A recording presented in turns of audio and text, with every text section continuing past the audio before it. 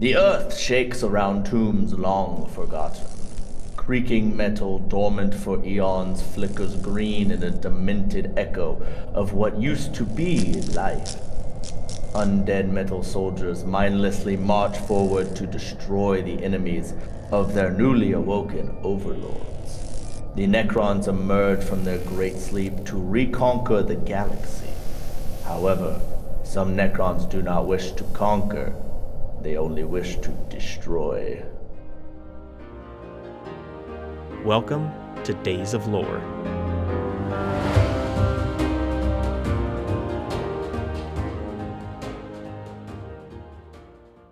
On today's episode, we will be discussing the awakening of Necron dynasties among the 500 worlds, how that affects the Ultramarian reclamation, and the emergence of a new big bad in the 40k landscape. So in the universe of 40k, the Imperium and Space Marines are fighting a very wide variety of enemies. Who exactly are these Necrons?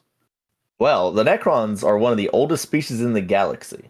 60 million years ago, they were an alien race known as the Necron tier. This species lived in a planet very close to a star, and they had very short lifespans. Over the course of a conflict known as the War in Heaven, they allied themselves with a race of powerful star gods called Catan. One of the Catan, later known as the Deceiver, tricked the Necron tier to go through a process known as biotransference. The frail Necron tier went through a machine that turned them into living robots, or Necrons, made of metal that can heal itself. The deceit was that the new robot bodies only contained the copies of the Necron tier's consciousness, and the Catan were feeding on the souls of the dying Necron tier. Really, only the nobles and royalty of the Necron tier kept their consciousness. Lower level Necron tier became mindless drones who don't remember their lives of flesh and blood. After learning of this treachery, the Necrons, with vastly superior technology, obliterated the Catan and imprisoned them in shards of blackstone.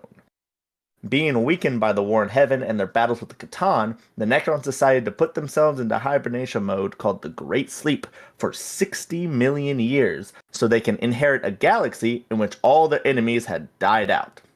Little did they know, new powers, technological failures over time, and a few more Catan tricks would be there when the Necrons woke up. That sounds like a deal that went very bad in a lot of different ways. Yeah. Hey, do you want to live forever? Sure. What'll it cost Well, me? basically, the Silent King, or the ruler of the Necrons, was losing the War in Heaven against their enemies. And the Deceiver basically told him, hey, we can make you immortal and more powerful if you do this. The Silent King, knowing there was no other options, basically said yes. And he was the reason why all the Necron tier turned into Necrons. That's really interesting. Didn't affect him as much as like the entire rest of the species, but it still didn't really work out good for anybody. Yeah, it's that No, old, some of you may die, but that's a sacrifice I am willing to make. One final note I do want to say, though, is as soon as they won the War in Heaven after biotransference, the Silent King immediately removed his protocol control to control the Necrons. Because he felt so bad about what he did that he did that, put them all to sleep, and then left the galaxy. Well, at least he felt bad. Yeah, there's some sense of accountability there, because what do you run into with, like, you mentioned that quote from Lord Farquaad. He didn't feel bad at all about all this kind of stuff, and especially with as dark as the 40k universe seems to be, for someone to feel the guilt of dooming an entire race, in the sense, for them to just be like, okay, I'm sorry, just go to sleep. It'll be fine eventually, I suppose, and then I'm gonna leave and go over here. Well, but on the reverse of that, if they had lost the War in Heaven, I don't think the Silent King would have felt bad. He would have felt like, well, I gave it a chance. Yeah. So the Silent King leaves, and he decides, okay, we're going to go to sleep for 60 million years. I mean, we're just kind of waiting around. And every Necron dynasty went to sleep in their worlds called Tomb Worlds, and each Tomb World dealt with its own problems from sleeping for millions of years. Like, technology is not perfect, no matter how advanced you are. These new Necrons are dealing with psychosis, mental decay. Some of those lords who did keep their sanity or did keep their consciousness, did lose their sanity. But the two things that the Necrons actively try to suppress that they have to deal with are the Flayer virus and the Destroyer madness. Alex, you talked about the Flayer virus briefly last episode. Why don't you touch on that again so I can get a better idea?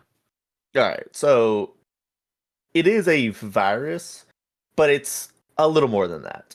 Basically, one Catan, known as Landu Gor, the Flayer, was not imprisoned by the Necrons, but utterly obliterated. As a final act of revenge, the Flayer released a virus that infects the minds of Necrons. Those infected with the Flayer virus lose all of their sanity and sense of self. Their fingers elongate into long razor edge blades. They collect skin and flesh as trophies and try to eat flesh or wear it. This is gruesome because they're robots. They have no organs. They don't have teeth or stomachs. They're just cramming gore against their metal faces. At some point, they just disappear into pocket dimensions. They wait in these pockets and come out during bloody battles to collect their trophies. This is a virus, so it can't affect other Necrons. Higher level Necrons with stronger mentalities can have better protection against the virus, but still need to quarantine themselves if a Flayer one gets too close. Okay, so you mentioned it is a virus and it can affect other Necrons. Can it spread to any other species beside the Necrons? It is strictly a Necron related virus. And because Necrons are kind of like robots, it's not in the virus sense that we as humans would think. It's more of a like someone putting bad code into a machine. Okay, that tracks. Describing it as a virus that way, just made it sound like it had the ability to spread like a contagion to other species. But no, that tracks. I see what Yeah, you mean. it's a computer virus, but specifically coded to be a Necron computer virus because the Flayer, he's like, oh man, these Necrons got me. I'm gonna infect the whole galaxy. No, he's like, I hate these guys right here. In my dying moments, I'm going to type up and be like, all right, kill these guys in particular. Yeah, Yeah, these leaders are really just taking it out on their people. the really cool part about the Flayer thing too is a lot of it is like dormant. So like Necrons might not even know that they have the Flayer virus until it starts to like develop.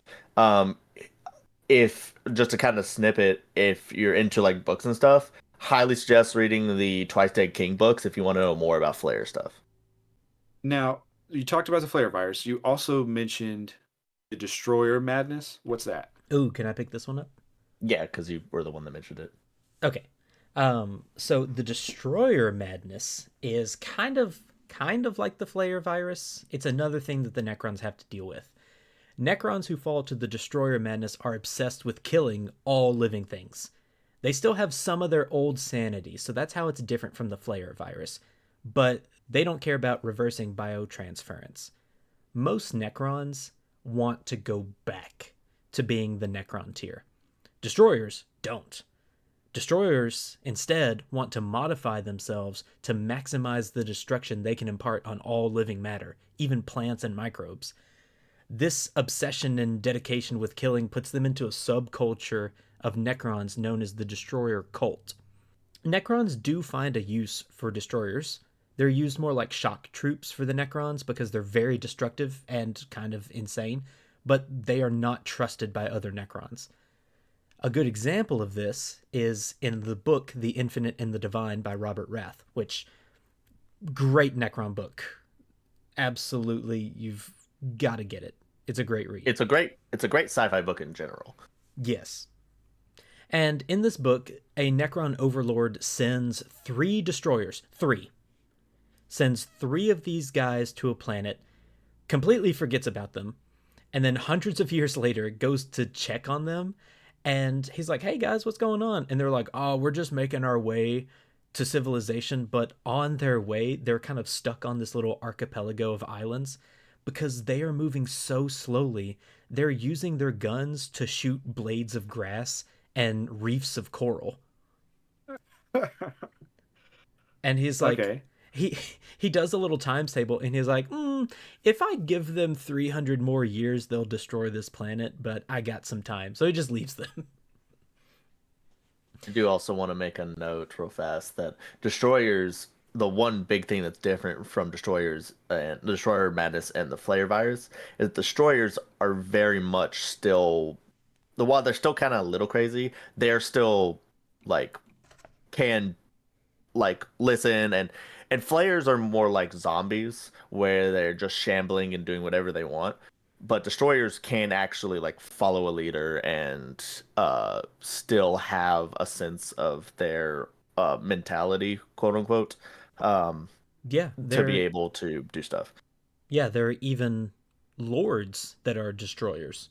And That was going to be kind of my next question. Like you mentioned that they were still in use by Necron, so even though they are, plagued with this madness, they can still communicate enough and listen enough to be able to follow orders and help out the Necron front.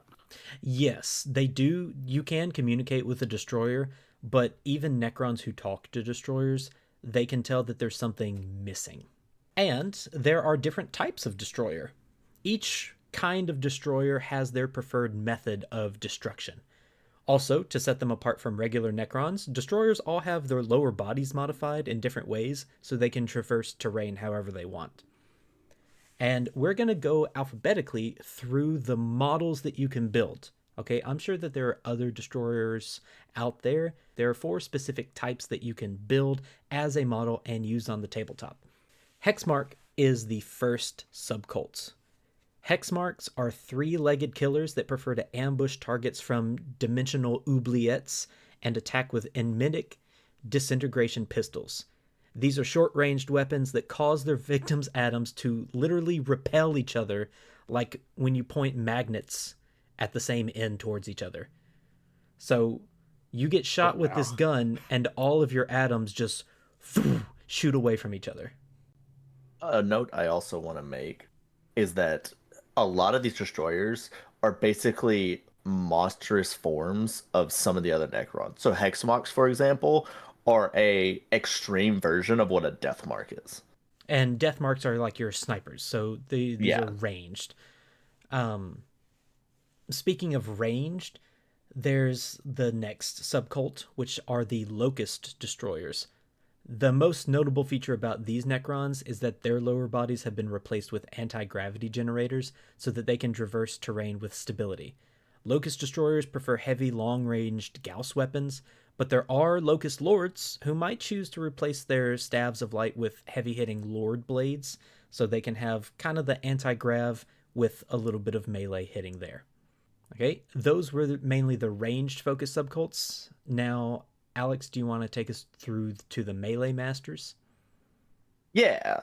Probably one of the most terrifying and the least trusted of the subcults is the Ophidian Destroyers. These destroyers, with their serpentine lower bodies, can phase through solid material as if it didn't exist. They screech toward their targets at breakneck speed or pop out from their own pocket dimensions.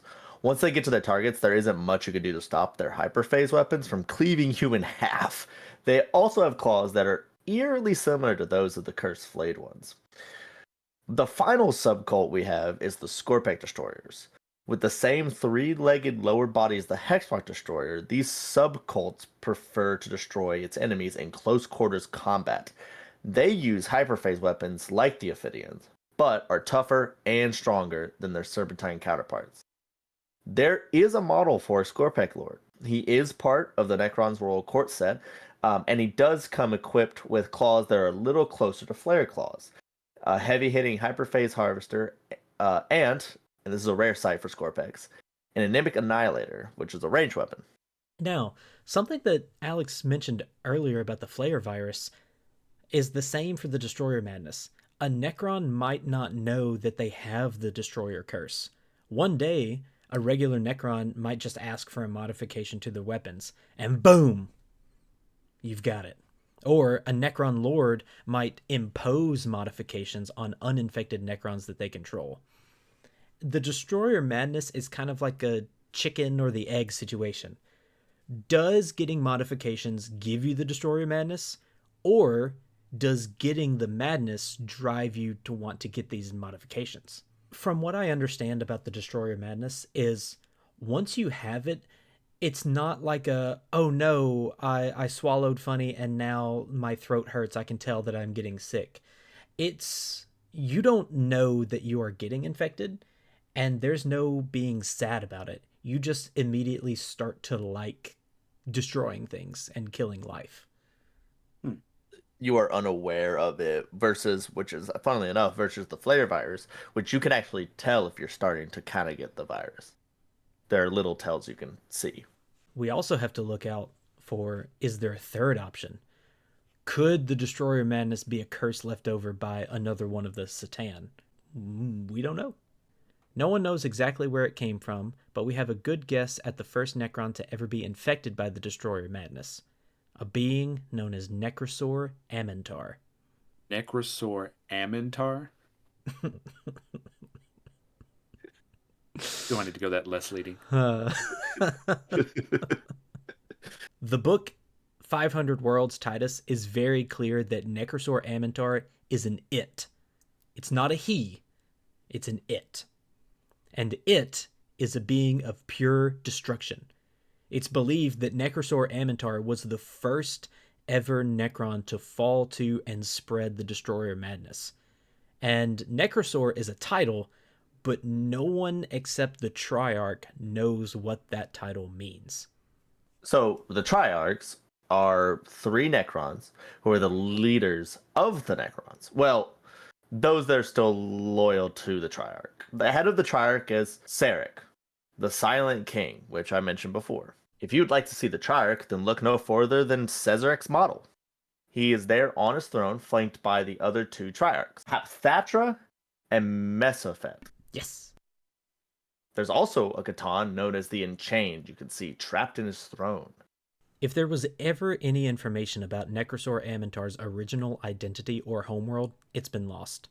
In fact, Necron researchers believe that the information may have been erased, which is something that only could be done by the Silent King himself. But Ammentar doesn't care about its past. It only cares about destruction. Wherever it goes, other Necrons can feel the pull of the Destroyer Madness. Even the master programs of Necron Tomb Worlds can be infected. And while Necrons are sleeping, these master programs will infect the sleeping minds or modify the bodies of these Necrons while they sleep. And those who don't fall to the madness are either forcibly converted into the cult or are kind of forced at gunpoint to fight alongside them. And not only this, there are some Necrons who intentionally ally themselves with Ammentar either out of fear or ambition. The Nekrosor is the living embodiment of the Destroyer cult. It's kind of like the Avatar, master of all Destroyer cults. But much like Aang from the Avatar doesn't really like to firebend, Ammentar doesn't like long-ranged weapons like the Locusts do. Ammentar has the serpentine body and claws of an Ophidian, the hyperphase blades of the Scorpex, and the enmitic weaponry of a Hexmark. It wants you to know that it was the one that killed you. This guy sounds like he's shaping up to be the big bad guy here for the Necrons. Is that the case? Well, I mean, yeah.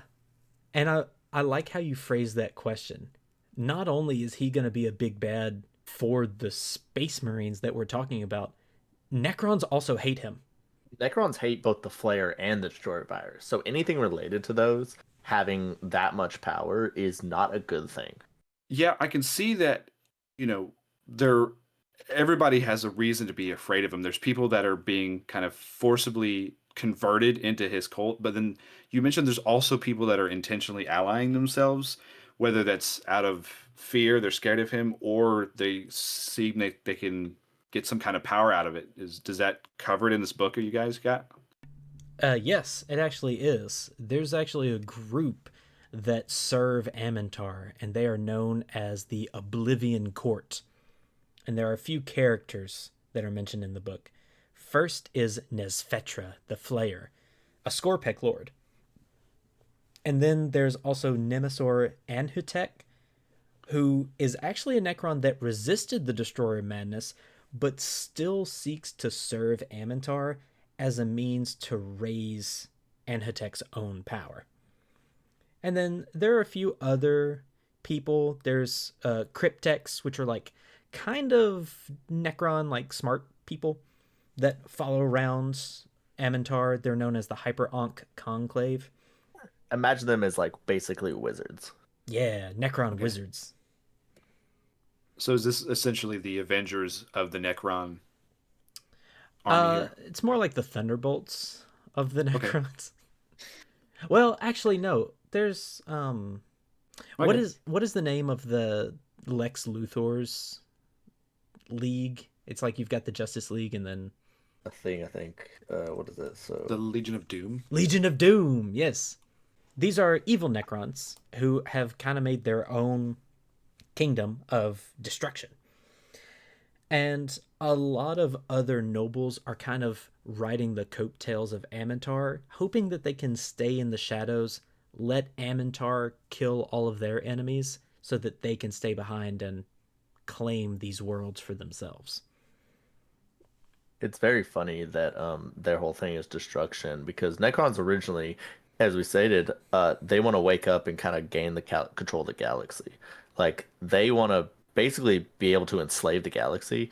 But how are you supposed to enslave the galaxy when everything's dead? Well, yeah.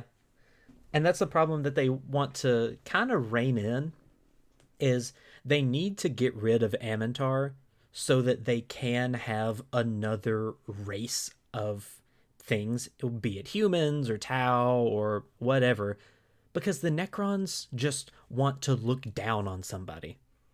It's almost like they have some repressed trauma from being looked down upon by another race. Yeah, but good thing that race is gone, right? Right?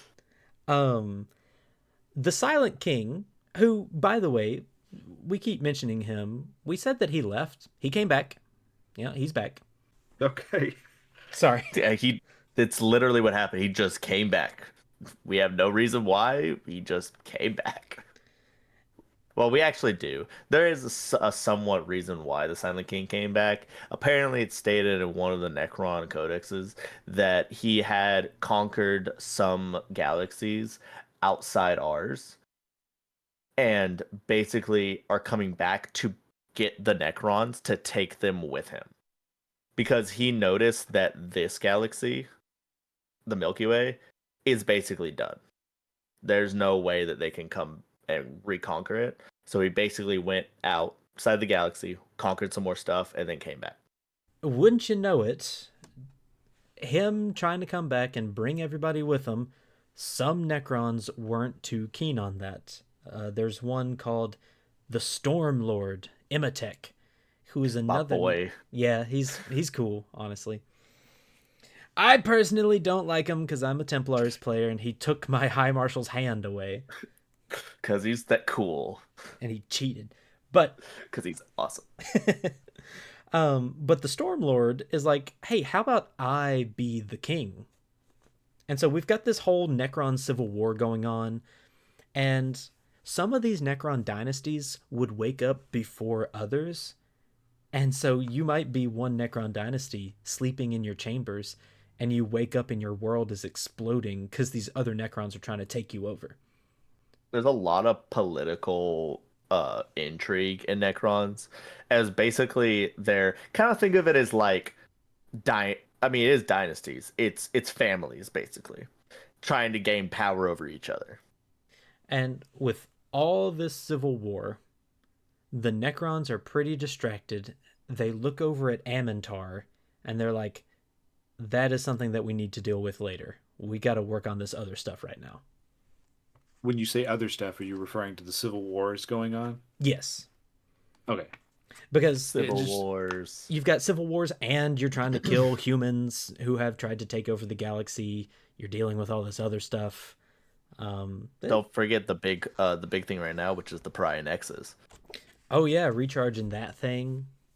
There's a lot going on, and funnily enough, yeah, the power that Necrons wield, if they did join forces, could possibly take over the galaxy. But because they're so split and stuck in their ways, th- it's almost impossible for them to work together.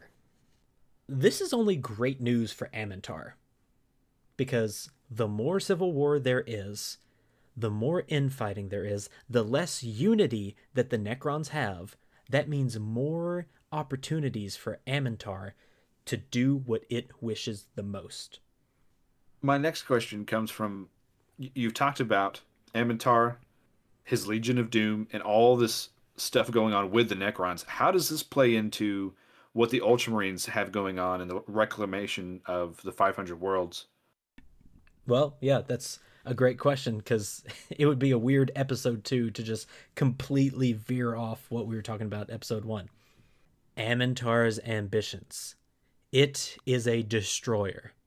The destroyer. And it has an almost religious obsession with an old Catan known as Azagorod the Nightbringer. Alex, can you tell us about Azagorod the Nightbringer? It is one of the original Catan shards. It is theorized that this Catan shard was the one that began the Destroyer virus. Also, it has a model. In fact, it has a brand new model. And if you look at its new model, you might see that it looks eerily similar to the Grim Reaper. In the 40k lore, it's actually the other way around. Humanity's mental image of the Grim Reaper is subconsciously based on the Nightbringer. Ammentar's mission is to collect all of the shards of the Nightbringer and let the reformed Star God wreak havoc on the universe again. With that knowledge of the Nightbringer, he is the Grim Reaper. He is a destroyer. He is a destructive force. A single shard of the Nightbringer can destroy entire armies. And that's something that we haven't mentioned yet. These shards of Blackstone, where we trapped the Catan, they still have the imbued powers, just fragments of these gods. But Nekrosor Ammentar has a mission. It wants to collect all of the shards of the Nightbringer, put them all together, and unleash its destructive power on the universe. He wants to find a bunch of stones, put them in a glove. Yes, colorful Yeah. stones. Ammentar does have a weapon called, it's something gauntlet. It's the Unmaker Gauntlet. How convenient. Wow, it's almost like Warhammer's entire thing is based off of other IPs. Whoa. Whoa. The more destruction there is, and the more infighting there is between the Necrons, that gives Ammentar the ability to attack tomb worlds that might have one of these Nightbringer shards. It will go in, attack, collect the shard, and then leave. All of this chaos is doing pretty well to set him up to achieve this goal. It is not a he. All of this chaos is kind of setting it up so it can achieve this goal. Yes, and the more destruction it imparts on the universe, what do you think that's doing to flayed ones who are hiding in their own little pocket dimensions? It's probably going to wake them up and let them come out and hunt for trophies. Precisely. So it's just creating more problems. Yeah, that's exactly what is happening. Flayed ones finally have something to follow that is guaranteeing them flesh to harvest, which is another nightmare for the Necrons. Basically carrion feeders. Yeah, except now you're like a regular Necron and you're like, oh crap, this guy is here to take my Nightbringer shard and he's going to bring all these flayed ones with him. My whole world is going to get infected by this. Somebody help me. And flayed ones, they feed into the destruction for Ammentar. It loves the flayed ones. Because they kill, they destroy. I believe this is what life. is called a symbiotic relationship. Yes. I give you complete destruction on a scale not seen before, and you give me more destruction and killing. Normally, when flayed ones appear, Necrons will actually attempt to destroy them to stop their spread before they can escape. With Ammentar's quest, it basically is just gonna let them run rampant. So this band of Necron civil war, chaos, destruction is, I guess, tumbleweeding its way through the area of the 500 worlds, and this is what kind of roadblock that the Ultramarines and party are going to encounter as they look to start reclaiming some of these worlds. I think so, because there just so happens to be a few planets in the Ultramar sector that are tomb worlds. And Perfect. one of those tomb worlds, spoiler alert, has a Nightbringer shard on it. I think we mentioned it last episode. I think we mentioned it last episode that there is a tendril of Tyranids that's roaming the 500 worlds, particularly in the Heliodress system. And normally Tyranids go after life, things that it can consume for biomass. Well, it has gone around a certain planet, which we know is a tomb world, which means that Tyranids are aware of tomb worlds and know that Necrons, being made of metal, is not something they can consume. Now, how can Tyranids kind of detect Necrons? We don't know. That is unanswered. But we do see, again, on this map, we mentioned this last episode, you can see a Tyranid tendril advancing towards two planets, Idaris and Nova Magnor, but the tendrils are going around Nova Magnor. And our Ultramarines are going to see that, and a few people who've been serving in the Death Watch fighting Tyranids will know what that means. It means there's a tomb world there. Ammentar knows that there's a tomb world there. And it knows that there is a Nightbringer shard there because it can hear the call of the Nightbringer. It's like the Nightbringer talks to Ammentar and says, "Find my shards. Piece me back together." A Not new just hand touches the shard.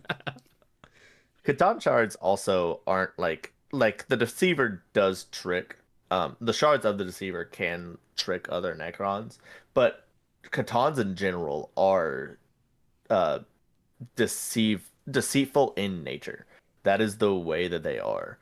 They basically, before they were shards, when they were true star gods, their whole entire culture was based around deceit, to the point where they would even deceit other Catans to take advantage of their power. And there's one last thing that I want to mention about Ammentar. Sometimes, very rarely, it will show some lucidity. It will show some personality and give a plan and speak to its Necrons and speak to the Oblivion Court and say, "This is my plan, this is what I want." And they'll be like, "Are you sure, my lord?" And he's like, "Blah, blah, blah, blah, blah, I'm gonna go kill something right now." So it's So insane. It's just a killer. going, I have a question. Going back to the Tyranids versus Necrons. Obviously, the Necrons are robots. Tyranids can't eat them for biomass. Would the presence of flayed ones affect that at all? I don't think so, due to flayed ones being able to, I mean, basically teleport. Which Oh, the another thing, pocket dimension. Okay, the makes pocket sense. dimensions. Another thing too is that there, in the world of 40K, of course, you have the warp, which is basically a massive, non-material realm that a lot of forces kind of roam through or live in. The Necrons do not touch that at all. All their stuff is transdimensional. So they can go into pockets that no one else in the universe can go into. And they do have ships.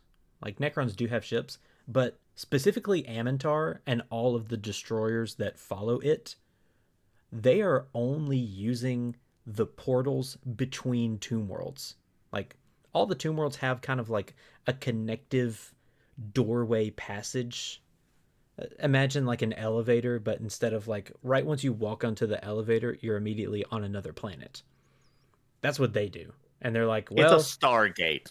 yeah, it's a Stargate. I love Stargate. And they just like, okay, I need to go to this planet. Boop, I'm here. Let me get the Blackstone fragment and let me get the Nightbringer shard.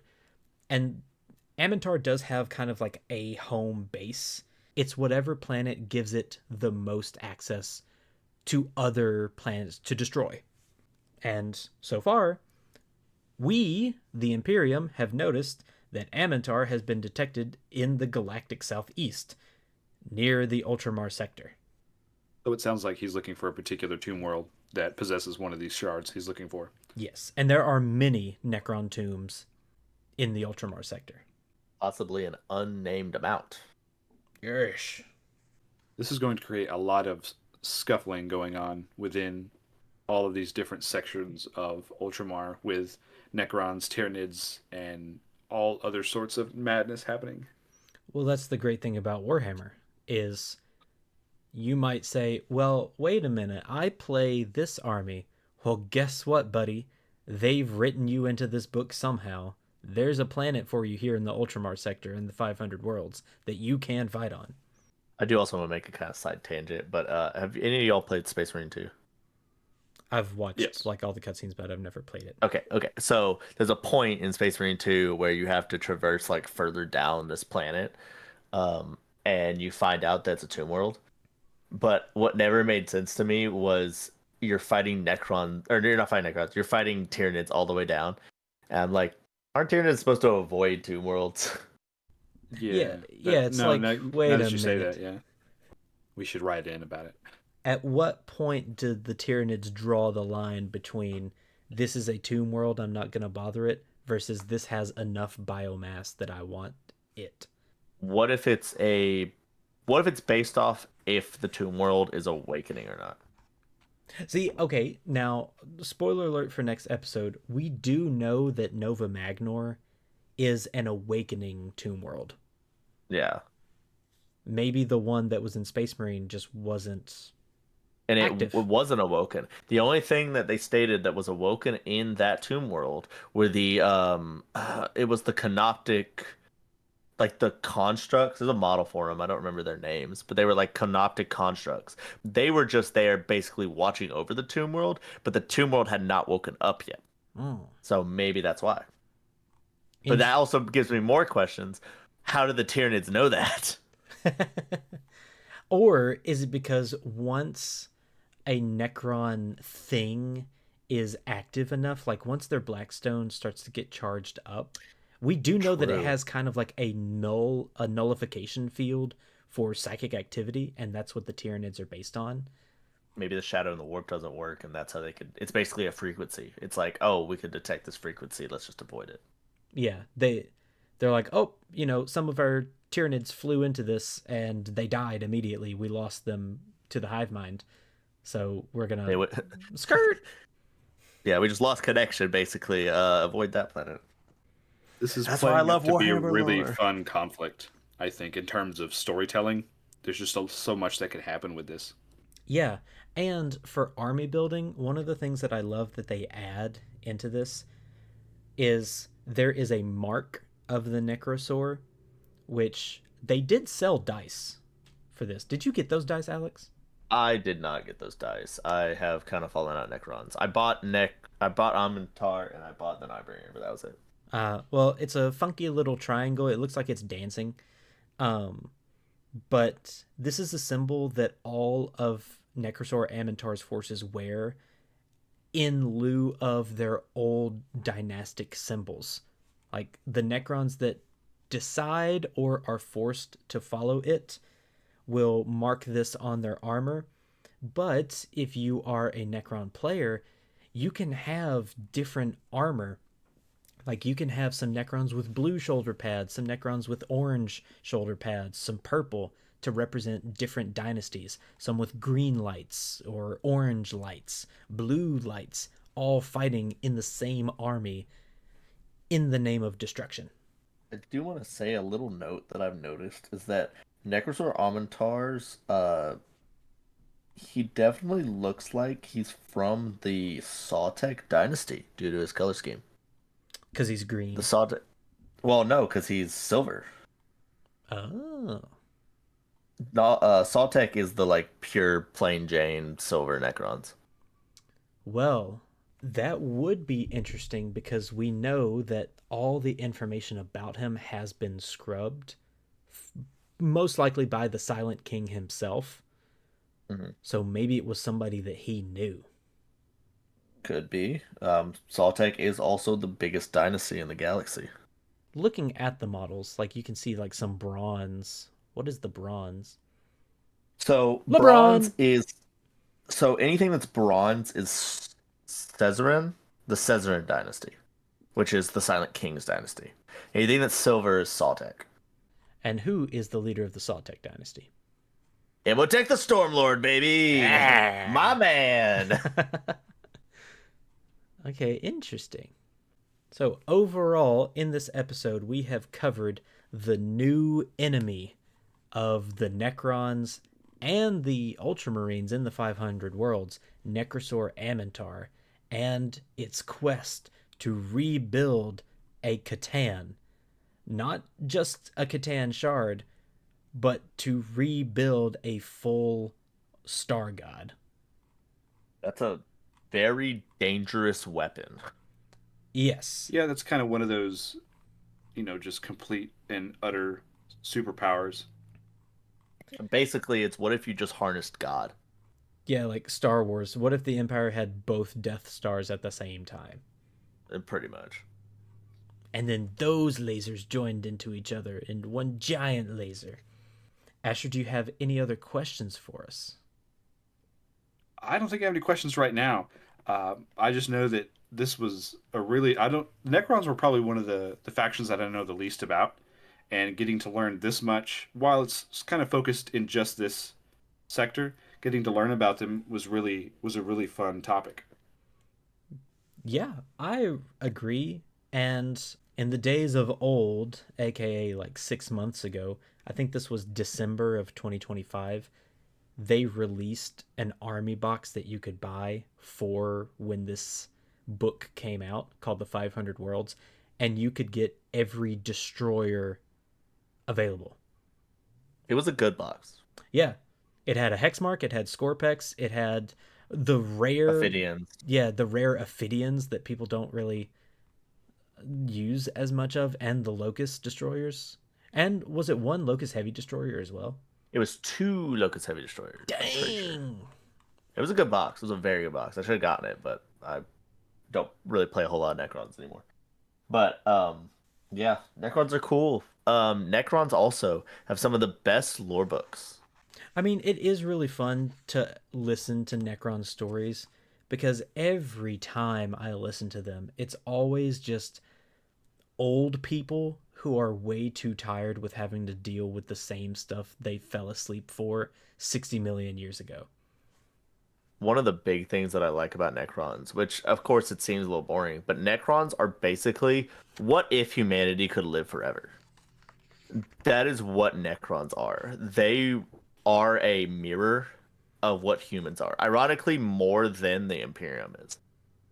You go in and it's these Necrons with all these political uh, arguments and these massive discourse. They literally have court that they go to if they have a like if they're if two individual Necron lords or Necron individuals have beef, they literally go to court. So It's you great. mentioned the Infinite and the Divine before. That was a book that I was actually able to start reading, and there's a hilarious scene in that book that is court. The court scene is so good. It's a great scene. It's My, funny and the whole like shtick of it is so good too. my favorite part of it is one of the judges. Like they're talking about a raided museum, and they're like, "Were you supposed to have these artifacts?" And the guy who owns the museum is like, "Yeah, I've collected these. I've bought these all fair and square." And one of the judges goes like, "The hell you have? That's my family crest on that pipe right there. You stole that from me." It's good. It's a really good book. That's a good book. Like I said, if you want to know more about the Flayer virus and stuff, highly suggest the Twice Dead King books. Um, There's another one that came out. I'm in the middle of reading it, but I don't remember what it's called. Hold on. Hell's Reach is There's what one. it's called. By Aaron Dembski Bowden. I was actually also gonna name another book that I think if people are interested in. There's a third book called Tomb World that just came out. It's about a female Necron lord who is trying to basically awaken the Tomb World, which is funny because this book actually there's a specific model, it was a special edition, limited edition called Camotep the Crooked, and it's basically a Necron who's like bent over, like he's holding on to a cane. And he's in that book. He's one of the characters in New cool. World. But we talked a little bit about the Destroyer and stuff. Funnily enough, there's another book you can read that is Ultramarines versus this same threat called Nightbringer. Oh, okay. It actually follows the character Ural Ventress as he attempts to stop the Nightbringer. With his green shoulders. Mm-hmm. He was in the Death Watch for a little bit. But that's a story for another day. Well, this has been our episode over Nekrosor Ammentar and its Necron legions who are making their way towards Nova Magnor, which is what our next episode will be about. As always, you can subscribe to us on YouTube, you can join our Discord channel, you can find us on Spotify, or follow us on Instagram at Old Days of Lore. And thank you for listening. Bye-bye. See you next time.